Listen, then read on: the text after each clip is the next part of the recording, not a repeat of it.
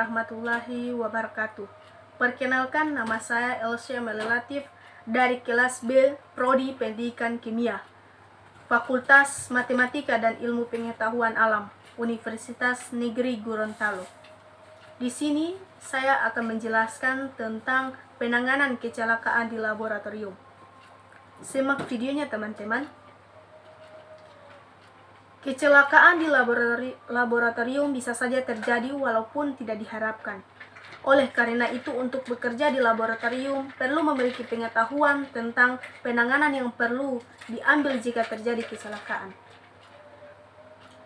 Berikut ini beberapa contoh macam kecelakaan di laboratorium dan cara penanganannya. Yang pertama yaitu luka bakar. Cara penanganannya, jika luka bakar akibat benda panas, olesi dengan salep livertan, mentega atau larutan asam pikrat 3%. Yang kedua, kulit terkena asam pekat.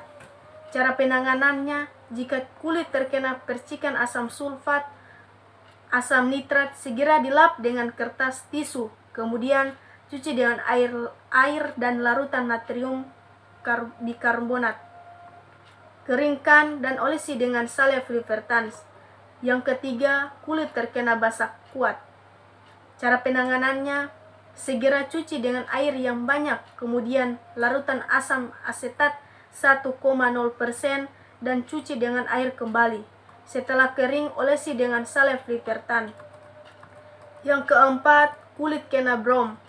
Cara penanganannya, segera cuci dengan bencana dan olesi dengan gliserin. Setelah beberapa saat, cuci sisa gliserinnya dengan air dan lesi dengan salep livertan. Yang kelima, kulit terkena logam natrium. Cara penanganannya, segera ambil logam natriumnya dengan bantuan pinset.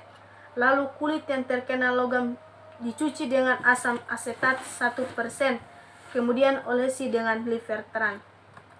Yang keenam, kulit terkena fosfor. Cara penanganannya, ambil fosfor dengan fosfor bekas, dicuci dengan air dingin sebanyak-banyaknya, kemudian olesi dengan larutan perak nitrat 1%. Selanjutnya, kulit terkena zat organik. Cara penanganannya, jika kulit terkena zat organik yang korosif, segera cuci dengan alkohol, kemudian cuci lagi memakai sabun dengan air hangat. Selanjutnya, mata terkena asam dan basah. Cara penanganannya, jika asamnya encer, cuci mata dengan larutan natrium bikarbonat 1% mempergunakan alat pencuci mata. Jika mata terkena basah, cuci dengan air kemudian larutan asam borat 1%. Selanjutnya, zat padat, zat cair dan gas beracun. Cara penanganannya, yang pertama, jika zat beracun masuk ke mulut tetapi tidak sampai tertelan, segera zat tersebut dikeluarkan dan berkumur dengan air sebanyak-banyaknya. Yang kedua, senyawa arsen atau raksa tertelan, segera minum larutan garam dapur yang dibuat dengan melarutkan 1 sendok garam dapur di dalam segelas air hangat.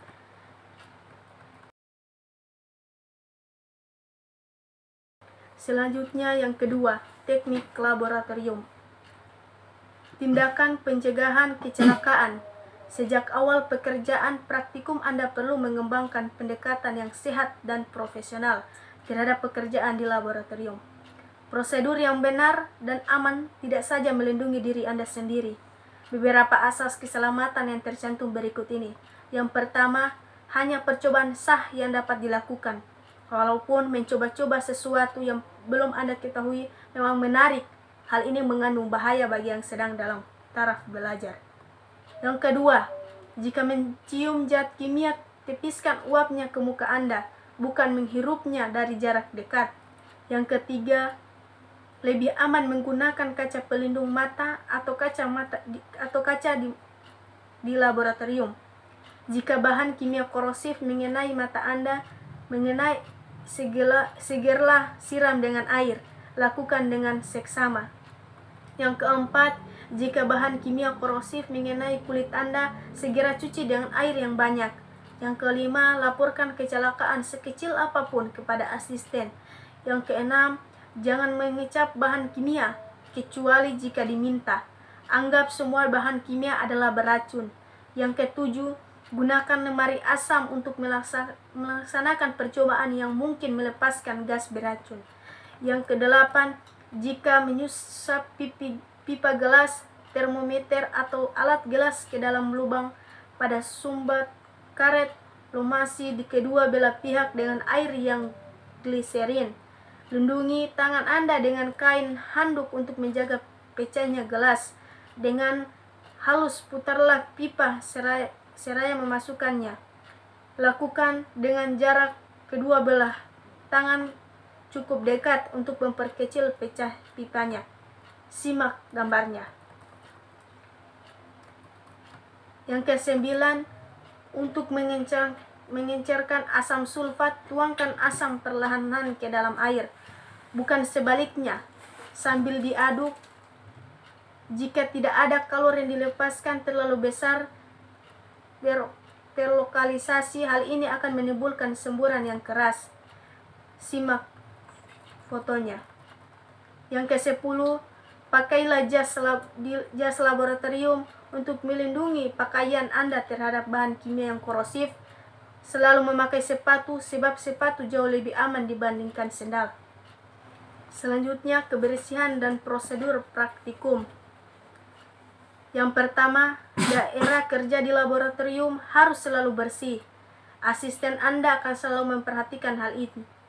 Satu hal, ilmuwan harus selalu rapi dalam bekerja. Sulit untuk melakukan kerja yang rapi dalam keadaan yang berantakan. Salah satu maksud praktek laboratorium adalah untuk meningkatkan keterampilan Anda dalam melakukan kerja yang dapat dipercaya. Singkirlah semua alat dan bersihkan meja pada akhir jam praktikum. Yang kedua, cucilah alat gelas dengan air sabun jika perlu. Alat gelas dapat dikeringkan dengan oven pengering atau biarkan saja pada rak yang disediakan. Yang ketiga, tempat sampah disediakan untuk sampah padat. Jangan buang korek api, kertas lakmus, pencegahan gelas, atau bahan tak terlarut ke dalam bak cuci. Siramlah senyawanya mudah larut ke dalam saluran pembuang dengan banyak air agar tak menimbulkan karat pada pipa. Yang keempat, beberapa hal yang selayaknya Anda ketahui mengenai pengambilan bahan kimia dari botol reaksi. Yang pertama, baca labelnya 2 kali sebelum menggunakannya. Yang kedua, janganlah mengembalikan bahan kimia sisa ke dalam botol. Kesalahan mudah dibuat dan konsekuensinya mencelakaan. Demikian pula jangan mengambil bahan kimia berlebihan. Yang ketiga, letakkan botol pereaksi pada raknya. Alihkan pereaksi ke meja Anda dalam gelas, piala atau labu atau tabung reaksi. Yang keempat, jangan masukkan pipet atau penetes atau sudip ke dalam botol pereaksi. Tuangkan bahan kimia dari botolnya untuk menghindari kontaminasi. Yang kelima, dalam menimbang bahan kimia usahakan jangan tumpah. Segera bersihlah setiap bahan yang tercecer. Yang keenam, jangan cemari sumbat atau tutup botol dengan meletakkannya di atas meja. Peganglah dengan mencepitnya memakai jari Anda. Bisa lihat gambarnya. Yang kelima, apabila memanaskan cairan dalam tabung reaksi, arahkan mulut tabung menjauhi Anda atau siapapun yang menghindarkan golakan. Misalnya uap yang dibebaskan tiba-tiba akibat pemanasan yang tinggi. Yang keenam, gelas, piala atau labu dan tabung pereaksi adalah memanaskan cairan. Alat pengukur volume seperti labu ukur tidak untuk dipanaskan. Alat pemroseling dapat dipanaskan sampai merah membara, tetapi cara terbaik adalah jangan memanaskan tiba-tiba. Selanjutnya, pembakar bunsen. Pembakar bunsen sering digunakan sebagai alat pemanas di laboratorium. Gas alam dan udara yang masing-masing dapat diatur volumenya dicampurkan perlahan-lahan dalam laras pembakar. Perhatikan kerucut nyala bagian dalam sambil mencampur gas dan udara. Kemudian kerucut luar jika pembakarnya telah sempurna. Pemanasan yang paling efisien jika dilakukan tepat di ujung kerucut dalam nyala yang baik, yaitu pada bagian yang hampir tak berwarna. Campuran gas yang berlebihan menghasilkan nyala kuning atau reduksi. Selanjutnya, menangani dan mengukur cairan. Anda dapat menuangkan cairan dengan mudah dari satu wadah ke wadah lain dengan mengarahkan alirannya memakai batang pengaduk untuk menghindari kontaminasi pada sumbat. Peganglah di antara jemari seperti terlihat pada gambar terdahulu. Untuk mengukur volume cairan dengan teliti, gunakan pipet dan buret. Jika menggunakan pipet, isaplah cairan dengan bola isap dan tahan dengan meletakkan ujung jari pada pangkal pipet. Selanjutnya, pengukuran volume cairan kira-kira diperoleh dengan membaca volume pada gelas ukur. Letakkan di kedudukan mata Anda sejajar dengan permukaan cairan. Volume dibaca pada dasar mensikus. Selanjutnya, memindahkan dan menimbang padatan. Yang pertama, pemindahan. Padatan sebaiknya diguncangkan atau dilonggarkan agar mudah disendok atau dituang dari wadahnya. Sebagai botol memiliki tutup dari datar sehingga dapat ditaruh terbaik di atas meja untuk mencegah kontaminasi. Yang kedua, menimbang. Bisa lihat gambarnya. Selanjutnya, cara menggunakan timbangan analitik. Selalu jaga kebersihan. Timbangan analitik dan meja timbang kuas pembersih telah disediakan untuk membersihkan tumbuhan pada timbangan. Jika tidak yakin bahwa timbangan sudah bersih, konsultasikan kepada penanggung jawab di laboratorium atau alat. Selanjutnya, menggunakan timbangan yang benar. Yang pertama, gunakan timbangan top loading jika berada di bruto atau versi rendah yang diperlukan. Yang kedua, gunakan timbangan top loading jika menimbang NaOH, pelet atau asam kuat. Yang ketiga, gunakan timbangan top loading jika masanya besar untuk ditimbang. Selanjutnya, penimbangan menggunakan timbang top loading. Hidupkan timbangan dan tunggu hingga layar menunjukkan kestabilan. Jika perlu, nolkan kembali. Letakkan objek yang akan ditimbang di atas pan timbang. Jika Anda ingin melakukan alas dari objek yang akan ditimbang, letakkan alas objek di atas wadah atau pan, timbangkan dan tunggu hingga angka ditunjukkan oleh layar yang menjadi stabil. Selanjutnya, keluarkan objek beserta alasnya dari timbangan dan bersihkan timbangan secara hati-hati dengan kuas yang telah disediakan. Selanjutnya, biar layar menunjukkan angka yang stabil, lalu nolkan kembali timbangnya. Selanjutnya, menimbang menggunakan timbangan analitik. Selanjutnya, pemindahan endapan. Yang pertama, penyaringan. Metode baku untuk memisahkan endapan dari cairannya adalah dengan mencairkan kertas. Sering-sering berfungsi sebagai penapis halus.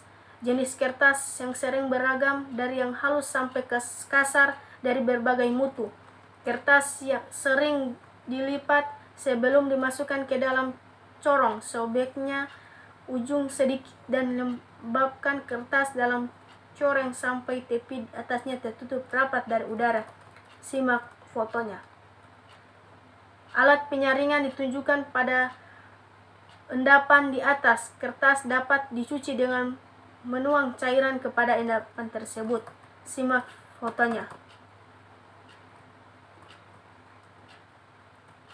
Selanjutnya, pemusingan.